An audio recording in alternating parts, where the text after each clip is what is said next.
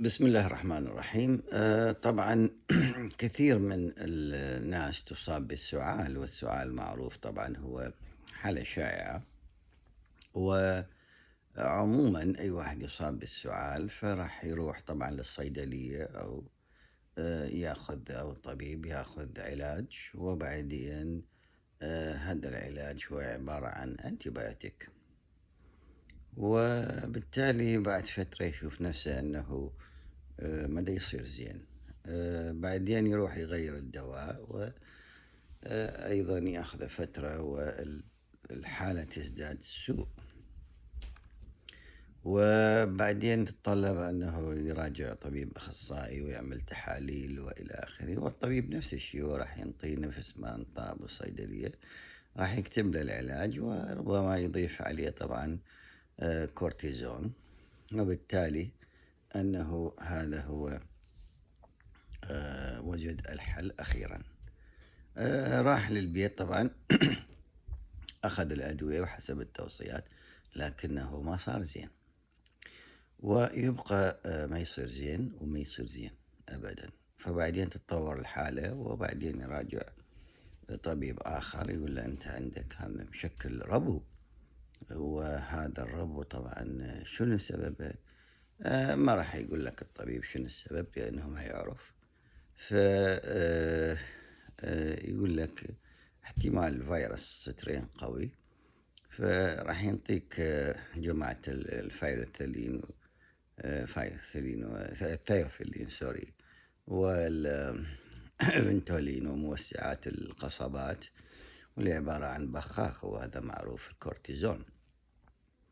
هو يقول لك أنت يعني لازم تدير بالك عن نفسك من التراب، وهذا يبقى معاك حسب الحاجة تستخدمه. وبالتالي راح يشوف نفسك أنت مريض بما يسمى بالربو أو ما يشبه الربو، وتبقى طول عمرك أنت مرافق لهذا البخاخ. ولذلك هنا راح يصيبك أي نوع من التراب أو الدخان، تحس بضيق وسعال وإلى آخره، وأنت عندك الفنتولين اللي هو الصديق الملازم لك حتى الموت. وبالتالي هذا الكلام كله ما له علاقة بالإصابة والمرض وسبب السعال،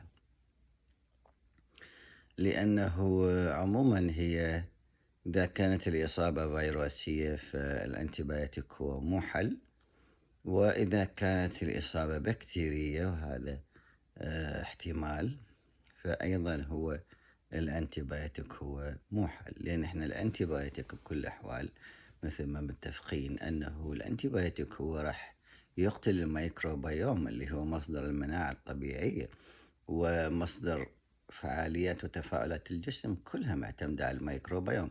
وبالتالي أنت من تاخذ الأنتيبيوتيك راح تقضي على الميكروبيوم، تقضي على مناعتك، وتبقى معتمد على الكورتيزون وإلى آخره. وراح تكون أنت عرضة سهلة وفريسة سهلة لأي مرض وإصابة مستقبلية. وبهذا راح تتراكم الأمراض عند الناس. وتلاحظون أنه أكثر الأشخاص حاليا في هذه الزمن التمدن والتكنولوجيا راح يعني بعمر 40 سنة هو تلقيه عنده فد نوعين من الأمراض المزمنة، ومستمر على الأدوية. ولا زالت القائمة تطول والمسيرة تطول وتتعقد بمرور الأيام والسنين، إلى أن يصل مرحلة هذا خلاص بعد ينتهي ويموت. لذلك احنا دائما ذكرنا في حلقات سابقة أنه هناك جهاز في الجسم اللي هو spontaneous healing system. هذا هو المسؤول بوجود الميكروبيوم الطبيعي السليم، المسؤول عن شفاء وترميم وإصلاح الخلايا والأنسجة والأعضاء. طبعا عموما احنا هذا أي إصابة مرضية تصير يعني من common infection أو common disease الشائعة، هذه طبعا يتولاها جهاز المناعة بوجود الميكروبيوم، واللي أيضا الميكروبيوم هو يقوم ب 80% من المناعة، وبإضافة إلى فعالياتها الحيوية الأخرى.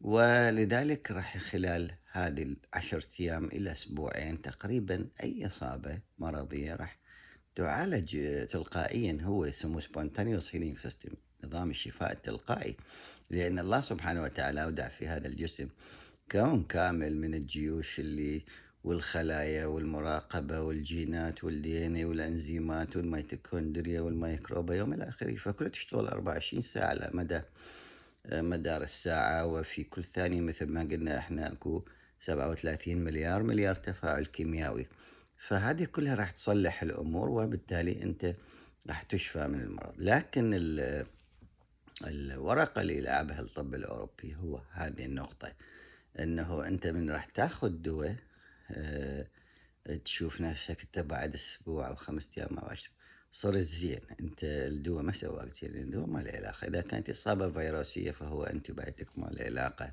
ابدا بالموضوع، واذا كانت الاصابه من نوع اخر ايضا الدواء ما له علاقه. ولكن المشكله هنا مثل ما ذكرنا احنا، انت راح تكون عرضه للاصابه الإصابات المقبلة. ليش؟ لأنه مناعتك ضعفت بتناول هذه الأنتيبيوتيك والكورتيزون. هذه بصورة عامة. الأبعد من ذلك واللي لا يخطر على بال لا مريض ولا طبيب ولا غيره، هو أنه السعال هذا أحيانا مصدره هو لا فيروس ولا بكتيريا، وبالتالي راح ينطيك انت هذا ما له علاج، ينطيك انتبيوتيك ما يفيد، ينطيك كورتيزون يهدئ يوسع لك القصبات كذا، لكنه مو علاج. هذه الحالة هي يعني أصلا سويت الحلقة على أساس لهذا الأساس، لأنه حتى أبين لك أنه كثير من الإصابات تكون فطرية وليست فيروسية ولا بكتيرية. فالفطريات هي أيضا، طبعا الفطريات مملكة الخامسة من ممالك الأحياء في الكون، وبها يعني يراد لنا سنوات نتكلم عنها، بس عموما الفطريات هذه موجودة في كل مكان، وأنت أحيانا قد ما تدري. يعني ربما مثلا أنت بالثلاجة مالتك أكو فد برتقالة معفنة وخيارة معفنة وأي خضرة أو فاكهة معفنة عليها بياض أو خضار أو صفار إلى آخره، فهذه مرات يكون أيضا في الأجواء الرطبة، مثلا في المناطق الرطبة أكو مثلا فطريات موجودة رطوبة وظلام وإلى آخره، وبالتالي راح تصير في الشبابيك، في أماكن التواليت، في أماكن. فلذلك أحيانا الخبز مثلا ما تدري بالتالي أنه ما تنشاف في مباشر، وقد أصلا حتى البعض اللي يشوفها كثير ناس ما يعرف إنه هذه ربما، وبالتالي أنه إحنا من نستنشق هاي السبورات بالخطأ، هي راح تدخل للمجرى التنفسي وتسوي لنا إصابات اللي هي إصابات مرضية خطيرة، من ضمنها أنه مشاكل الجهاز التنفسي والسعال، وهذا السعال دائما يكون جاف، أحيانا يصير رانينوز اللي هو يعني الأنفيسيل، أحيانا تحس بصداع بالمنطقة تشبه الفيروس، تشبه الإنفلونزا، لكن هي مو إنفلونزا، وبالتالي أنت راح تاخذ كل العلاجات وما تفيدك الحالة إلى أن يشخصوك، بعدين أنت عندك ربو وتبقى على الفنتولين والبخاخ وانتهى الموضوع وتموت مع البخاخ. لكن الحل لهذه المشكلة العويصة اللي هو بسيط جدا، هو أن هناك علاجات طبيعية بديلة لهذه الحالة. يعني فلذلك أنا على الأساس سويت هذه الحلقة حتى تكون مفيدة، لأن خاصة هاي الحالات تعتبر مبهمة، وطبيب ما ينتبه عليها والمريض ما يعرف أيضا ما ينتبه عليها.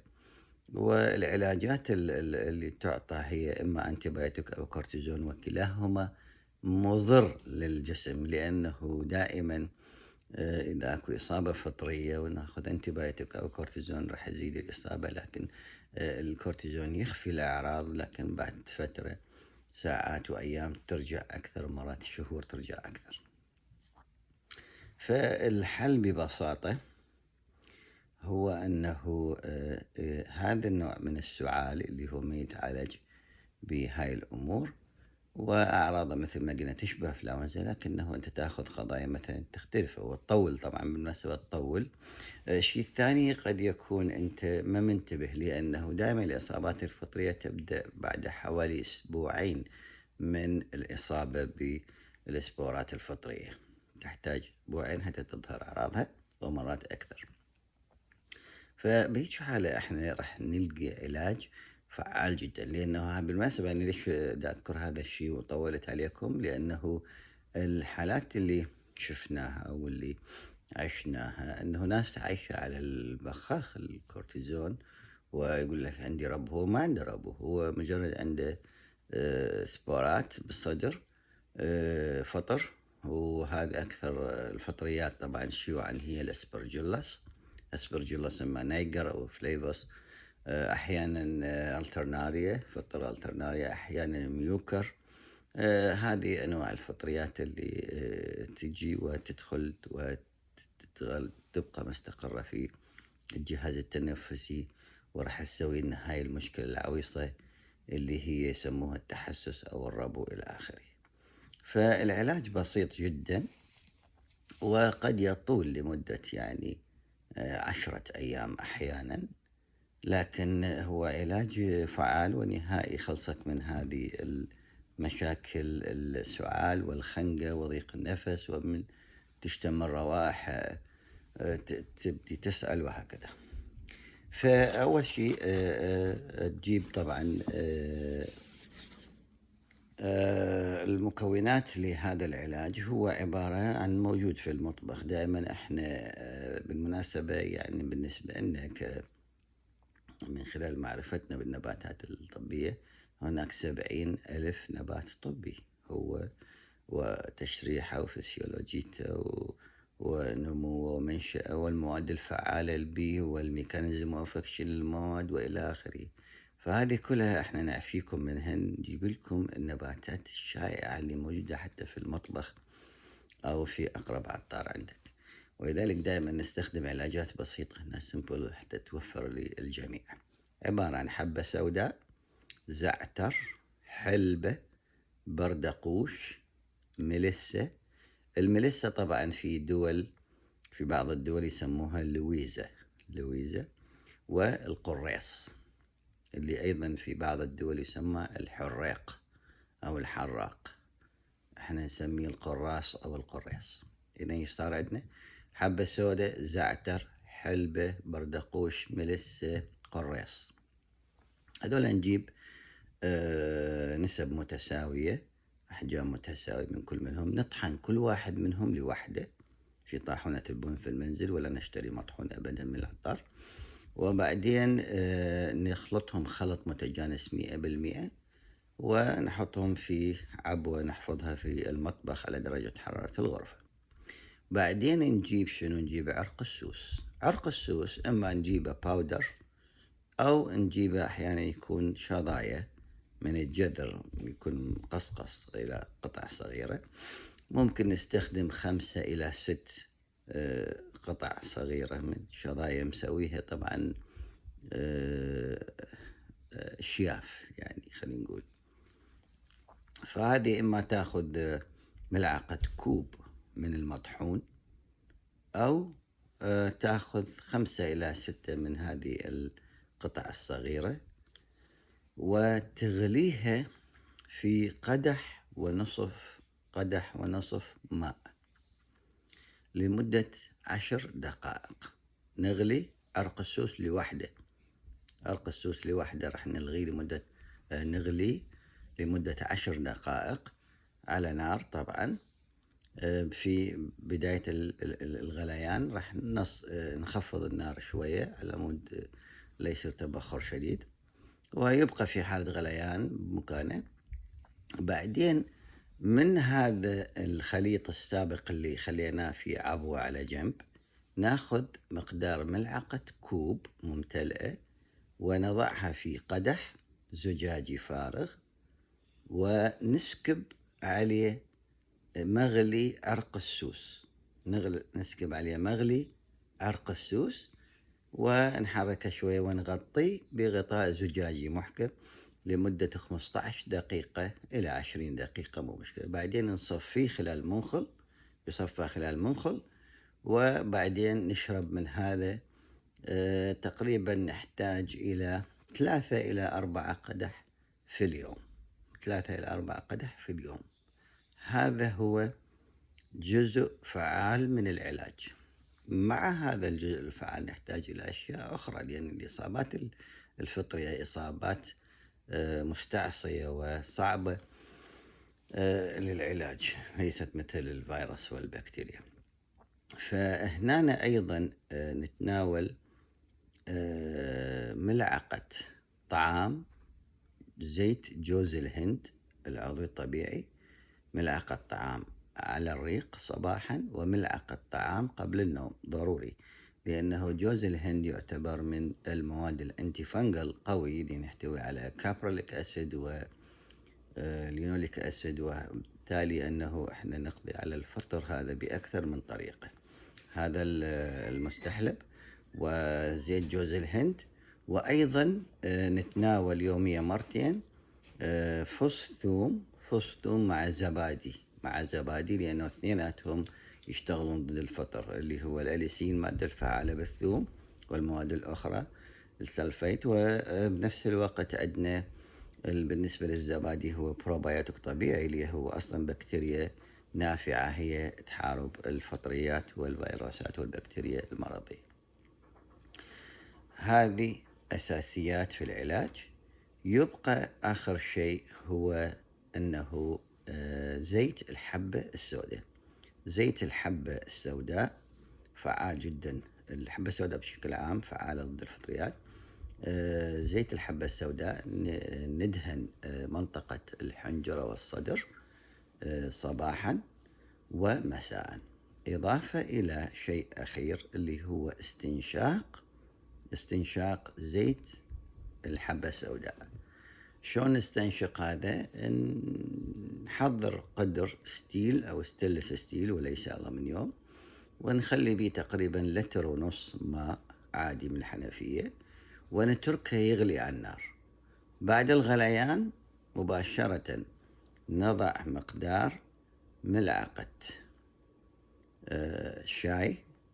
شاي من زيت الحبة السوداء، ونضعه ومباشرة نطفئ النار، ونجيب هذا القدر ونخليه على أرضية، طبعا تحت شيء أكيد يعني لأن يكون ساخن.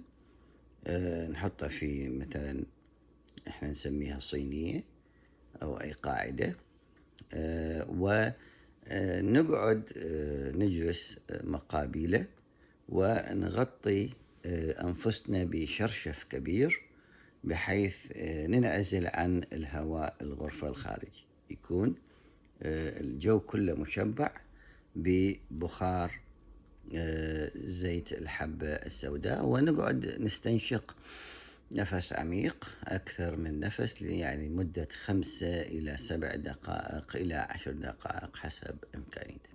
هذا مرة صباحا ومرة مساء.